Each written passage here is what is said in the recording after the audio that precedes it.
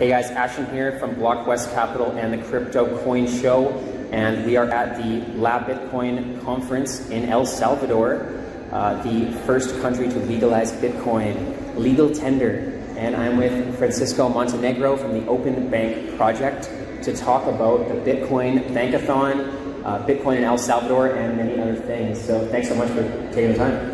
Thank you for having me, Ashton. Pleasure to be here, and glad to have you in this beautiful country. Yeah, it's been an amazing experience so far. Walking right in, there's Bitcoin signs everywhere at the airport, and it seems like everyone's on the train together. Yeah. And I know there's a lot of initiatives going on in El Salvador, and your team is working on more initiatives with the first state-backed hackathon, the Bitcoin Bankathon. I would love to get into that, but first, let's just talk a little bit about the Open Bank Project, what you're working on with that, how that relates to the hackathon, and what does it mean to be an open bank? Mm-hmm. Yeah, thanks, Ashton. So the Open Bank Project started in 2010. Basically, it's a curious movement because it started almost in parallel to the Bitcoin world. Yeah. But aside from that, open banking, fast forward to now, they're both on the same level, where maybe open banking has more traction from a regulatory standpoint. But before I get deep into that, I'll tell you how the movement started. Yeah. So the movement started, actually the Open Bank Project is the company that pioneered open banking. When our founder submitted a paper to the UK Treasury saying that financial systems and banks, they need to be more transparent, more inclusive. So with that, they passed a proposal that the countries, well, this started in the UK, the UK mandated opening up the financial information and exposing it via APIs following the customer consent. So that gave to the rise of fintechs and many new business models where, for example, neobanks, now the Open Bank Project, after that, has consulted regulators around the world in supporting their open banking initiatives. And they also have open banking technology, which is a middleware layer that sits between the core banking system and third-party apps, so data consumers. But it's also a layer where you can consume data or integrate crypto assets, and in this particular scenario, integrate Bitcoin into the banks. Very cool. And that's amazing to hear that it actually started around when Bitcoin started, and now to the point where the first country is legalizing Bitcoin as tender. It comes to that point where Bitcoin is going to be needed to be integrated into banks for everyday citizens, especially in El Salvador now that everyone has their Bitcoin, their Chivo wallet, and the adoption is starting. Of course, not everybody in the country is going to start using Bitcoin on the first day. A lot of people just take their free Bitcoin and run, or some of them get interested and they want to learn more about it as it starts getting integrated into the banking system. I'm curious on how you see neobanks in El Salvador moving into 2022 and for the next 5 years as Bitcoin gets integrated into the country. How do you think that's going to affect the banks that are in this country? Yeah, great question, great question. I think that as the banks integrate Bitcoin, the first thing that it will do, it will help adoption because people trust their banks. Yeah. So people that can have access to Bitcoin through their bank are more likely to have it as someone that does not want to precisely use the Chivo wallet for A or B reason. Yeah. This is basic economics, and it goes down to choices. If you give the consumer choices, they will tend to decide on different ones. And if there's no choices, you tend to exclude some people out. So in terms of the neobank, I think this will really help because it will be a complete new business model where some parts of the population will be able to open a wallet that has on the back end banking services provided by the banks, but do not necessarily have to go to a branch, and they can benefit from having that Bitcoin to fiat convertibility powered by a bank. Definitely, and I love that because I really don't like going to banks or waiting in bank lineups, and we know Bitcoin can solve that by doing it all digitally. And speaking of banks in El Salvador, this Bitcoin Bankathon, the hackathon, is the first state-backed hackathon in El Salvador, and there are banks involved in that. Maybe you could talk about that hackathon a little bit. Yeah, it's not precisely backed by the state, but it's done for a state-owned bank. Yeah. So this hackathon,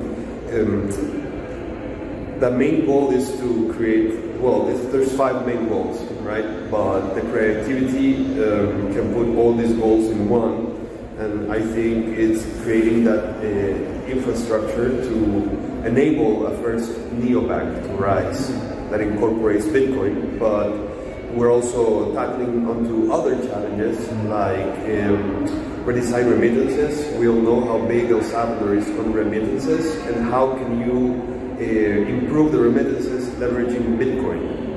So I think that point, the people that receive remittances, they cannot incur in volatility. So I think the main challenge is abstracting away the volatility when they receive the Bitcoin. So then we have other challenges which resound with the ethos of the bank, which are how you can use open banking data and smart contracts to battle climate change. How can you empower merchants? Because you have seen maybe here, there's some places that still do not accept Bitcoin. Yeah. And I have seen many people that have come to the Bitcoin find this shocking. And I think it's a matter of giving the consumer choices so they can accept Bitcoin. And we're going to do this, or show the art of the possible in the hackathon. And last but not least, the female population of El Salvador has been known to be underserved by the financial system. So now that we have Bitcoin, how can we use Bitcoin to empower women with better access to financial services?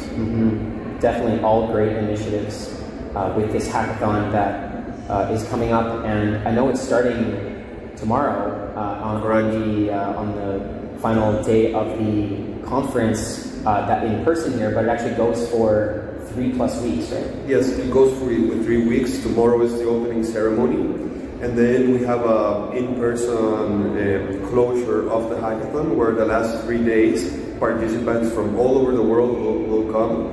We'll have some coaches there, just to help them change the look and feel of their designs, a UI UX coach. Then on the second day, developers, when they come from all over the world, that they form a team, and they don't have that background in pitching. It's important that we give them a pitch coach so they can convey the real message and show the value to the jury. So we also, the second day is for pitch coaches, and the third day is the award ceremony. Very cool. And from what I understand, this is not just for El Salvadorians, although the goals are focused on helping the country, and other people, Americans or anybody else can also participate. Is that right? Yes. This is what the beauty of this hackathon, that it maintains the fabrics of what makes Bitcoin Bitcoin. The Bitcoin is an industry driven by the community, and now we want to make banks adopt Bitcoin. So we're also inviting the community to come here and give their grain of salt to this project that hopefully, whatever happens here can be a beacon of light to the rest of the world. Definitely. And so far with the legalization of Bitcoin in El Salvador, it's really, Bitcoin is one thing, but the technology underlying Bitcoin and smart contracts and blockchain in general, I think can solve a lot of problems, and hopefully it's opening up people's eyes in El Salvador. Bitcoin is like the gateway drug to accessing all of this other value. Based on what you've seen in the country so far since the legalization, are you seeing a positive sentiment towards innovation, using this technology to make a better life for people in El Salvador? Yes, I mean, like with every change, there comes a degree of resistance. For sure. And that degree of resistance can be intensified by a lack of proper understanding. And I think this is one of the main challenges that El Salvador have, and the Bitcoin community, if they actually support the Bitcoin law, they should find ways of how they can come here. You know, the doors are open for the Bitcoin community in El Salvador. So how they can come here and how they can help these challenges of improving the knowledge of the community, because that ultimately drives the goal. And whatever happens here, you know, it's going to be precedent for the rest of the world. Who knows? Maybe next year Panama, Uruguay. And yeah. So we have to do it right, and the Bitcoin community needs to be aware of that. Definitely, yeah, and to set a good example as well. You know, as the first country to legalize Bitcoin, I'm pretty sure it will not be the last. It's just a matter of when, not if. And for the people that are interested in learning more about the Open Bank project and about the hackathon, how to get involved, what are the different solutions that they can potentially work on, what's the best way for people to learn more about that? Yeah, they can go to www.bitcoin-alliance.org and they can sign up there, join the Discord channel, and they can engage with the community, find a team, and also apply to be mentors. And if they want to find a team, it's very important they sign up to the dev post so they're eligible for prizes.